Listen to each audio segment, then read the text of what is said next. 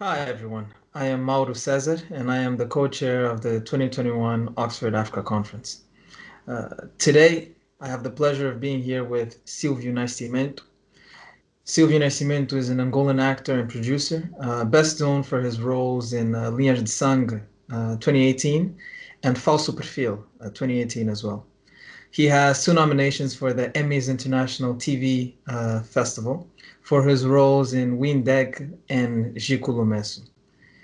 Silvio, it is a pleasure to have you here. Yeah, thank you, Mauro. Hi, everyone. It is a pleasure to me to be here too. So I don't speak English very well, and I think better in Portuguese, better and fast, and time is money. So let's talk in Portuguese, please. That's not a problem, Silvio, not a problem at all. So first of all, the very first question I'd like to say is there seems to be a recurring narrative and a subconscious bias around some of the misfortunes in our continent, such as hunger, low access to education, high levels of poverty, etc. So, in terms of this theme that we're addressing today, which is rewriting the African story, my very first question to you is how can African nations use the film industry to promote their cultures and change perspectives that people have on the African continent? Mhm. Parece haver uma narrativa recorrente que promove de uma certa maneira alguns dos lados negativos do nosso continente, tal como a fome, o acesso baixo à educação e a níveis altos de pobreza. Então, em termos de reescrever a nossa história, a minha primeira pergunta para si, Silvio, é como é que os países africanos podem usar as indústrias cinemáticas para promover e mudar as perspectivas que as pessoas têm no continente africano? Olha, muito bem, Mauro.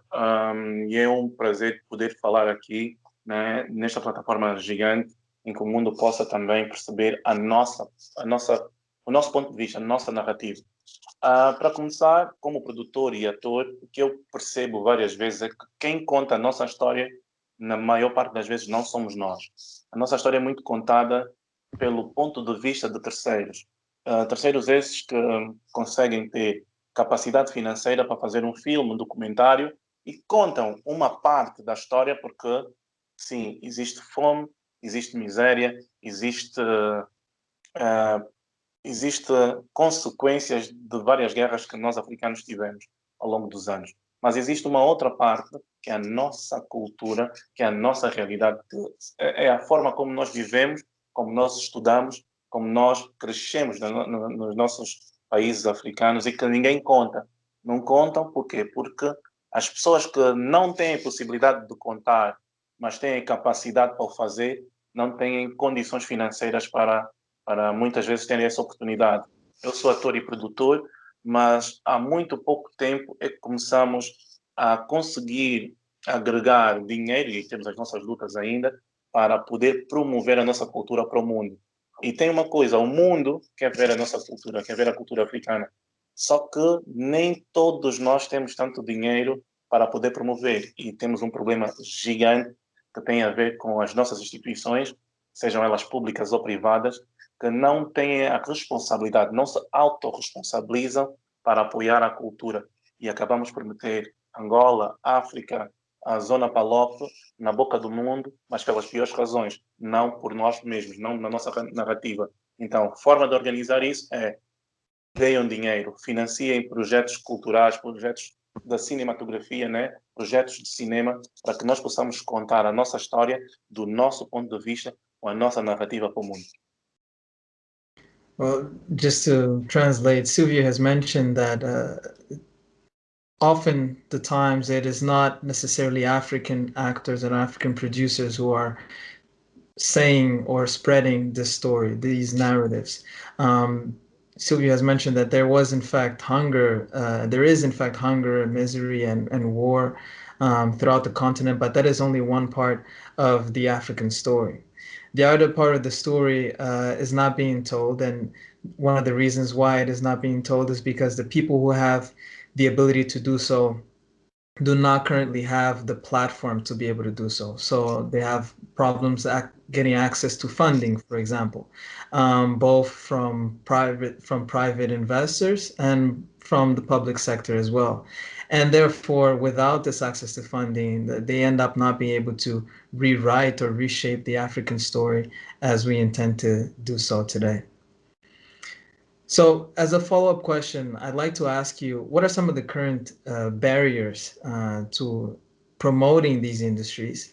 And, particularly in terms of what you've just mentioned, in terms of funding opportunities in states that have this industry at a very underdeveloped level. Okay. Então, uma pergunta a seguir é: quais são alguns dos problemas atuais que nós temos em termos de promover essas indústrias em múltiplos países africanos, e particularmente em relação às questões de financiamento de projetos, em países que a indústria cinemática ainda está num nível muito subdesenvolvido? Bem, Mauro, de forma curta e objetiva, nós precisamos de nos unir primeiro para podermos promover o nosso produto de forma, né, a difundi-lo, né, a espalhar para muitos outros lugares. E depois, a questão que se prende aqui, para além dessa tal união, é mesmo o financiamento. A indústria cinematográfica é dispendiosa, não é muito barata, tanto mais que faz com que se ganhe muito dinheiro e até eleva-se um bom bocado o PIB, até, não é? Eleva-se muito, nos outros países faz parte de 1/3 do PIB, porque eles distribuem esse produto para outros lugares. Pensemos num produto, num feijão, pensemos no feijão, não é? Se nós produzirmos feijão no nosso país, não somente no nosso país que nós vamos comer feijão, nós podemos produzir para consumo local, no caso local no país inteiro, mas depois nós distribuirmos, né, para o mundo todo ou para vários outros países. O mesmo acontece com o cinema. Nós produzimos local, mas distribuímos global para vários outros países. Quando nós tivermos uma corda, um corredor que nos permita promover o nosso produto, nós vamos chegar no mundo também, assim como é a Netflix, né? Hoje tu produzes um filme na Nicarágua e de repente eu em Portugal, sendo angolano, assisto a Netflix. Nós temos uma plataforma de streaming que chama-se Telas. A partir da Telas nós distribuímos esse produto e esse produto vai para o mundo, vai para alguns outros países, mas precisamos de que outros países africanos também se sintam responsabilizados, responsáveis por promover o trabalho do outro africano para que nós todos possamos nos espalhar. A África precisa de se unir. So just to summarize what Silvio said, in a very concise manner, we have to be united in our approach to spread the work of these wide film industries internationally. The very first barrier comes from financing costs, and that is not surprising because it is a very expensive industry, and therefore these high costs are hard to find sources who can actually provide and support these projects in places where the industries are very underdeveloped. The approach that we should have is to produce locally and promote globally. So, for instance, Silvio has developed a platform called Telish, and in essence, what it provides is a film distribution service, and where products or films that have been developed in African states, they can be streamed in any location, whether in Europe or in America, in different places. And this is one of the innovative ways that Africans can become united in terms of their approach to trying to rewrite the African story and to spread their work internationally. So I will now read to you a short excerpt from March 2021 research undertaken by McKinsey.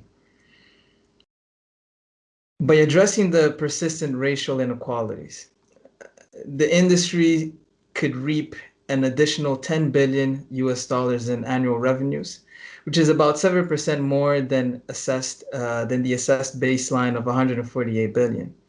Fewer Black-led stories get told, and when they are, these projects have been consistently underfunded and undervalued, despite often getting higher relative returns than other properties. To what extent then do you agree with this statement? And if so, what are some of the solutions that you propose to allow more African filmmakers and actors to showcase their best work on the international stage? Tanto, ao lidar com persistentes, primeiro vou ler um extrato do que foi escrito por uma pesquisa da McKinsey em 2021, março de 2021.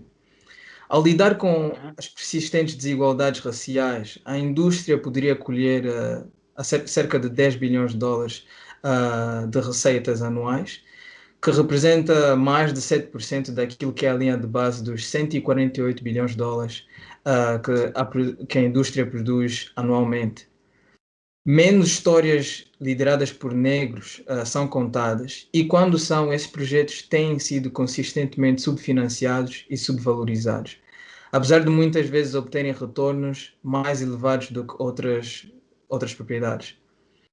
Então a minha pergunta para si é até que ponto concorda com esta pesquisa? E se concorda, então quais são algumas das soluções que acha que devemos usar para que os atores e produtores africanos pudessem promover o seu trabalho no Fórum Internacional? Olha, totalmente de acordo. Se analisarmos mais ou menos os seguintes pontos. A África é um continente muito, muito povoado, não é? E a população da África é das mais jovens do mundo, mas é muito povoada. Nós somos cerca de meio bilhão, né? Em África, e depois ainda temos mais o Brasil, que tem uma comunidade africana ou negra mais ou menos de 90%. Então nós temos muitos negros com muita vontade de ver-se na televisão, ou então no cinema, ou então que consome esse produto. Logo, sim, faz todo sentido dizer que se perde muito dinheiro, mais de 10 bilhões por ano, e quando negros fazem conteúdos, esses conteúdos são subvalorizados e desvalorizados, na verdade, e também quando muitas vezes eles se mostram superiores, mesmo sendo desvalorizados, se mostram superiores a nível de retorno. Então, um dos grandes problemas que nós temos nos nossos próprios países africanos são os nossos próprios africanos, nossos próprios irmãos, os nossos próprios, às vezes, financiadores. Se aquelas pessoas que deviam financiar estes produtos não financiam produtos dos próprios negros, o que dizer dos outros países caucasianos, né, superiormente caucasianos, que nos recebem de uma forma meio que nós vamos pedir esmolas a essas pessoas. Então eles também não nos querem por lá, até porque nós seríamos mais ou menos a maioria, íamos abafar o negócio deles. Então, se nos nossos próprios países não nos investem, é uma dificuldade muito grande, seria uma dificuldade muito grande, ou será, continuará a ser, nós desenvolvermos, porque primeiro não financiam projetos e depois nós não temos como crescer. Para nós crescermos, nós temos que ser financiados pelos próprios países, para começar. E nós temos alguns países que mesmo com ministérios interculturais e assim, ou ministérios da cultura de vários países da zona PALOP, pelo menos, que não são tidos nem achados, só para começar. E os bancos e todos os outros mecanismos para nós irmos buscar dinheiro, nós, os fazedores de cultura, de cinema, não temos garantias para eles. Porquê? Porque não temos dinheiro. Então, se nós não temos dinheiro para pedir dinheiro, nós não teremos dinheiro para fazer dinheiro. Então, é um problema muito sério que pode ser resolvido se começar a se financiar projetos africanos, de histórias africanas, de jovens ou não, porque nós temos muitas histórias pelo mundo para falar para o mundo. So just to summarize what Silvio said, I agree with the statement. Africa is a very populous continent, and we also have very strong Black communities on the diaspora, such as in Brazil, for example. In terms of this specific issue, some of the problems occur internally because we ourselves, as Africans, we don't necessarily fund or support our own projects, our own brothers' projects, and not only that, but then we beg for pennies in other countries, which doesn't necessarily work because it puts us at a disadvantaged position. Additionally, we have cultural ministries that are not necessarily funding projects, and they're not necessarily fulfilling their missions, such as the PALOP, which are the Portuguese-speaking nations. And therefore, for us to really begin tackling this issue, we have to support our own fellow brothers in Africa so that we can move forward and do a much better job of sharing and rewriting the African story. Yes. Now, moving away from challenges and highlighting successes, Nollywood is the film industry in Nigeria, of course, and it is in fact the second largest movie industry globally. Just to put some figures, in terms of output, it produces 2,500 films a year and generates approximately $1 billion worth of revenue per year. So I'd just like to ask you, what is the secret behind that specific success story, and what can be done to replicate this in other African nations?